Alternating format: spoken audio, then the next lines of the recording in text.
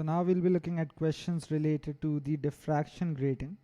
So the equation that you're supposed to know, and also you should know how to use it, is this one.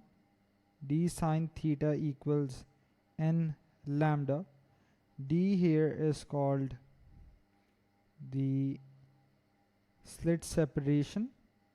So just like how we had two slits in the Young's double slit experiment, here you have many more slits. So this is the slit separation, basically the distance between any two slits. Sine of theta, so sine is obviously a trigonometric ratio, and theta is the angle between the central maxima or the 0th order and the nth order, and n is also here in this equation. So this is the order of the maxima, right? So the number of the maxima, if you take the one at the middle to be 0, so the first or the second or the third, right? Obviously, since this is the number, the order has to be an integer, and as always, lambda is the wavelength or whatever is the wave you're using. Obviously, in the case of diffraction grating, this will be some wavelength of light. So having discussed this, now let's go on to some examples of this. So this question says, monochromatic light is incident normally on a grating with this many lines per meter. So just the units alone should alert you that this is not what we have in the equation. Further, we are told that a third order maxima is observed at an angle of diffraction of 78 degrees. So this must be from the central maxima, so the 0th order maxima, and we need to find the wavelength. So this is the equation, d sine theta equals n lambda. So this is the lines per meter. So what we really need is the meters, which is the spacing between consecutive lines, right? Consecutive slits. So that is really, it's also written like this. So d is also called 1 upon n sine theta, where capital N is the number of lines per meter. So 1 upon 5 into 10 to the 5, and this is sine 78.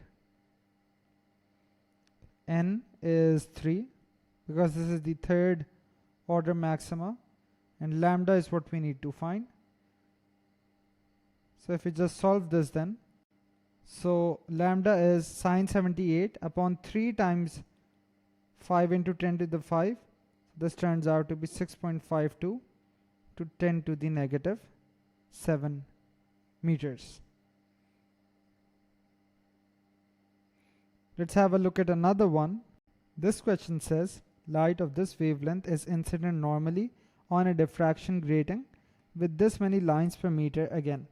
Right, so this is lines per meter, so this is really capital N. Calculate the diffraction angles of the first and second order diffraction images. So d sine theta equals n lambda. Since we have to use this equation twice, let's just make sine theta the subject of the equation. It's n lambda upon d. And further, I can also go ahead and say theta is sine inverse of this thing.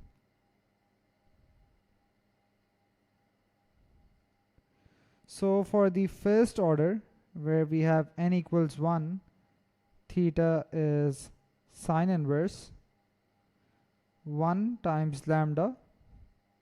So lambda is 5.90 into 10 to the negative 7, right?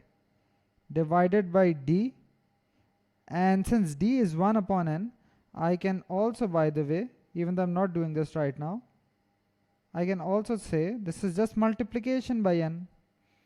So 8 into 10 to the 5. So this thing then turns out to be, 28.16, or let's say to 3SF, 28.2 degrees. If I use n equals to 2, theta would be sine inverse everything remains the same, but because now n is 2, I just plug in 2 here. Everything else is exactly the same.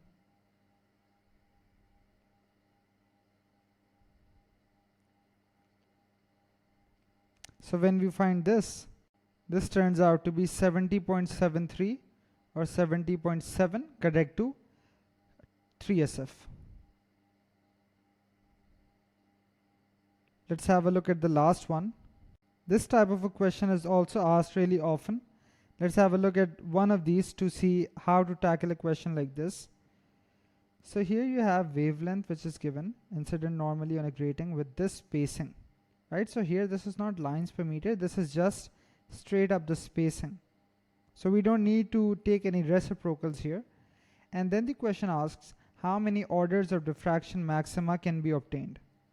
So again, d sine theta is n lambda, and really what we need to find here is n, so that's d sine theta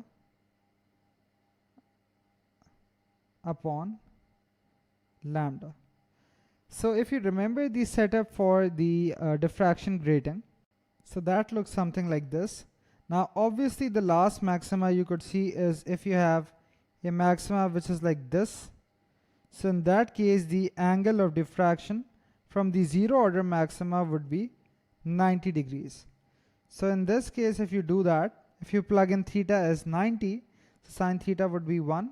So this is really just d upon lambda, right? Because theta is 90 degrees for the very last maxima, the extreme case that you could see. So if we find n here, so that would be d upon lambda. So d is 1.67 to 10 to the negative 6. Lambda is 590 nano.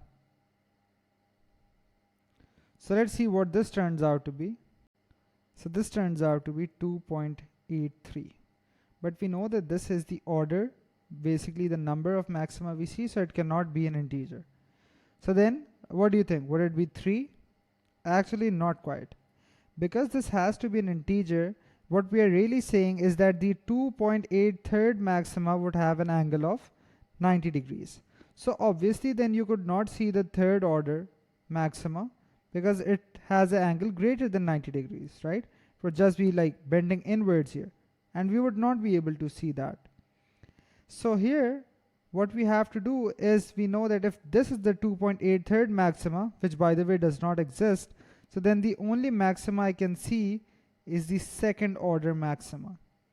So what you need to remember is that in each case you would round down in cases like these. So n is 2, right? So this is the order of maxima that I see. Sometimes the examiner also asks you the number of maxima that you can see on the screen. So what this is, so this is 2 as the order of maxima. So you see 2 on this side, 2 on this side, and then the 0th order as well.